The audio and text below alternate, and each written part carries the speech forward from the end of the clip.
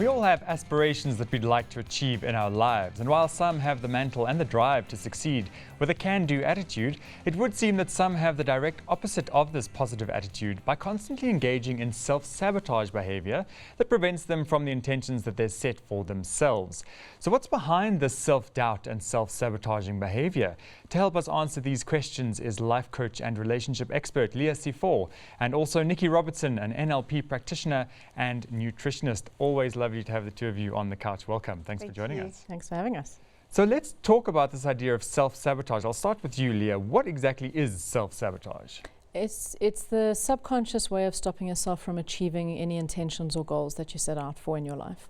So whether it's financial, whether it's around eating, in your relationships, with work, in any area of your life, you may have an intention of wanting to change something, and self-sabotage is that there are subconscious forces at play that are going to stop you taking the action you know you need to take to get those results. Okay. And Nicci, I mean, is self-sabotage a thing, or are there different kinds of self-sabotage that we might be looking at? Yeah, I think self-sabotage manifests in different ways, and there's different reasons for it. I also think we're all guilty or have had an experience of sabotaging ourselves to an extent throughout our lives. And sabotage can come from a fear of success, it can come from a fear of failure, it can come from low self-esteem, it can come from perfectionism, and that's probably in my circle where I deal with people trying to eat well, it's things need to be perfect before I can start, which is a classic self-sabotage because nothing's perfect in life. Yeah. You know. So yeah, there's many manifestations, and the trick is recognizing it. Okay.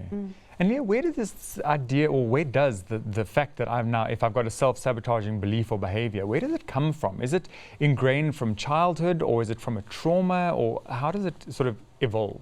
All of the above. Look, any external behavior is going to start dictating your belief system. And we are very and highly susceptible when we are very young. Okay. So the younger you are, the more deeply entrenched your belief systems are going to be. It isn't to say that later on in life you still can't be affected by external circumstances. Yes. So I think a big one for people is a fear of failure. And it starts in school when you get humiliated in front of the class doing an oral, or your parents shout at you because you didn't do something perfectly. And you're so worried about pleasing everybody else that you just start to not be good at something because then you won't disappoint people. So it's preempting the perceived failure and then not letting yourself go there anyway because you don't want to disappoint. Right. And it's one of the ways that self-sabotage plays out, is that you're cutting yourself off at the knees so that you're not setting other people up to be disappointed in you, and that starts young. Okay. And I mean, is this something that's very much a self-conscious thing? I mean, are people consciously self-sabotaging, or is it always an unconscious, subconscious thing? I think to begin with, most of us start off unconsciously. We don't know we're doing this, we just know we're not succeeding. So we are failing to pay off our debt, or we are failing to get in shape, or we are failing to achieve a degree. And we're not really conscious of why. And we start saying, well, maybe I'm not good enough, maybe I don't have discipline. And when we can start questioning, what are the patterns, how am I setting myself up to fail, then we start becoming more conscious of self-sabotage. Doesn't mean we're going to fix it. Right. That takes working with somebody who can help you identify at what point in the process you start tripping yourself up. Okay. That's quite tricky. Yeah. And then you can start unpacking it. But with anything, it's consciousness and recognizing the behavior first and knowing that you're doing it yourself. Yeah, absolutely.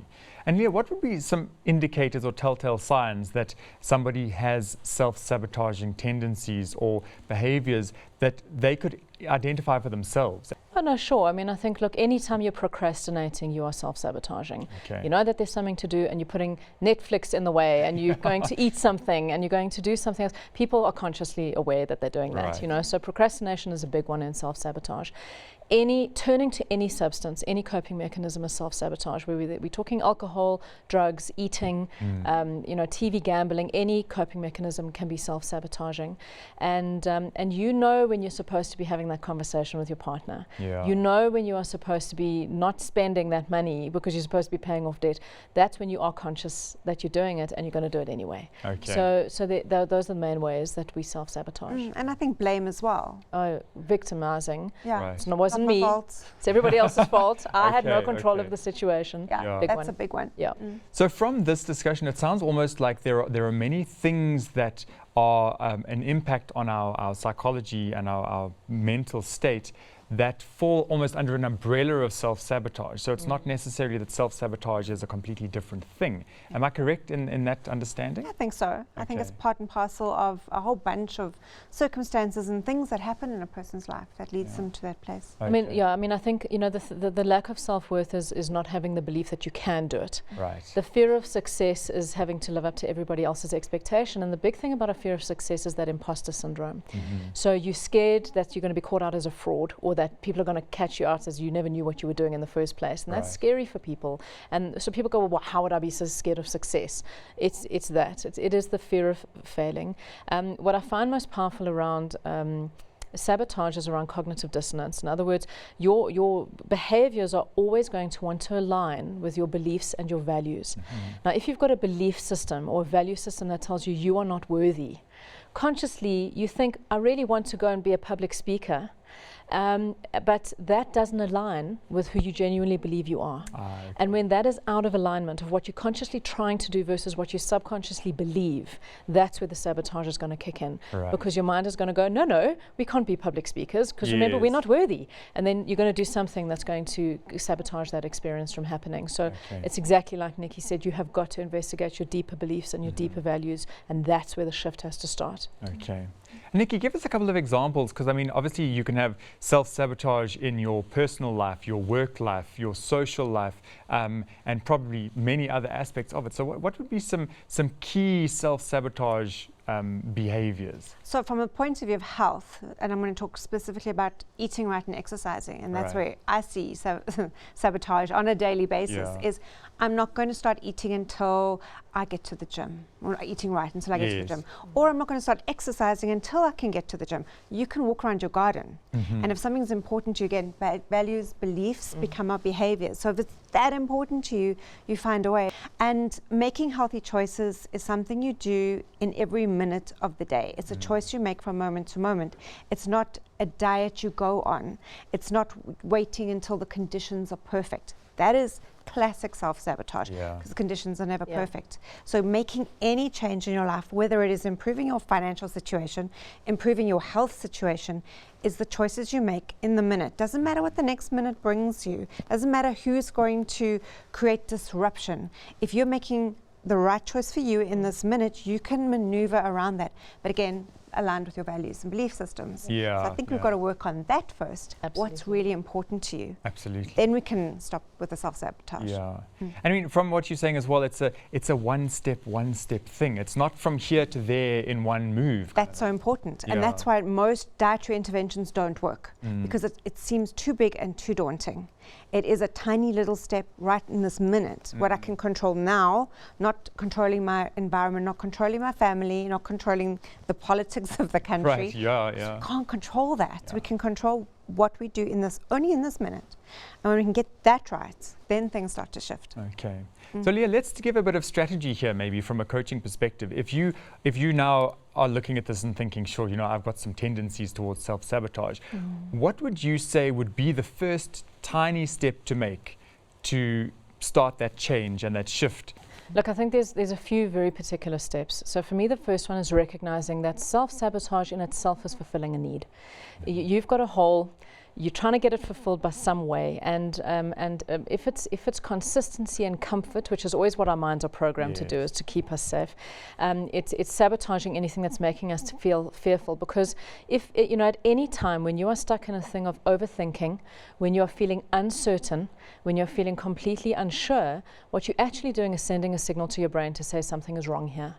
And the minute your brain senses that something is wrong, it goes into panic and paralysis and goes, no, okay, well, we need to keep you safe, so don't take another step. So it's recognizing the overthinking and the uncertainty is the problem, and making a plan. So having a plan of action is extremely important. Like plan your diet ahead of time. Plan the steps you want to take to open your new business. Plan what you're going to do to pay off your finances. Have a plan of action, commit to it, and stick to it every single day. The thing that I always say to people around self-sabotage is you've got to get comfortable with being uncomfortable. People want to avoid bad feeling at any cost. Why? Because quite honestly, if you look at your life, the time that you've really really significantly made a change was preceded by an uncomfortable feeling. You were either overweight and uncomfortable in your body, which pushed you to want to go and do an eating plan, or you suddenly got into crippling debt and you were in big trouble and it pushed you to make a plan. So the discomfort is a good place sometimes. Yes. And people just got to stop avoiding being uncomfortable. The uncomfortableness is going to be there. And then the last thing was very much what you were saying just now is I call it having a pre-mortem. So not the post-mortem after everything has fallen apart. It's going, what could go wrong? What obstacles could appear? And what failures could I experience? And if you can foresee that and go, well, like I know there's a work event coming up next week. Well, then I need to plan my eating accordingly. I know there's going to be a Black Friday sale, but I'm paying off debt. You know that external event is coming. Plan ahead of time to go, I can see it's coming, I see you, and I'm not going to let you ruin my path. So foresee what's coming down the road, and that helps you to stay in the moment. And then Nicci, we don't have too much time, but I do want to get from an NLP perspective, how can that assist in getting off the self-sabotage wagon, but also keeping yourself off it? So NLP is largely about reframing. It's about looking at what's going on and understanding it from a different point of view, or putting a different label on the experience. So the linguistic part of NLP is the language we use to describe what we're going through. And if we can change the language of what we assume is going on in our lives, we can change the chemistry in our brain and our experience of that. And then that opens up possibilities for change. So it's about changing the words that we use to convince ourselves of our stories. And when we change that, we become present. We become mindful of the verbiage we use to convince ourselves that we're right. And it's a story. We just give ourselves a different story. Absolutely. I think it's so key that as well, because we talk about positive thinking, but if you can talk yourself into a positive frame of mind, then you're starting to win the game. Or see it differently, or just step out of yourself for a minute and look at it from a different perspective. That's really all it takes. Well, ladies, thank you so much. Lots to work with there. I mean, even I can look at a couple of things in my life and say, there it is. So thank you for coming in and sharing your knowledge with us. Thank you. Wonderful.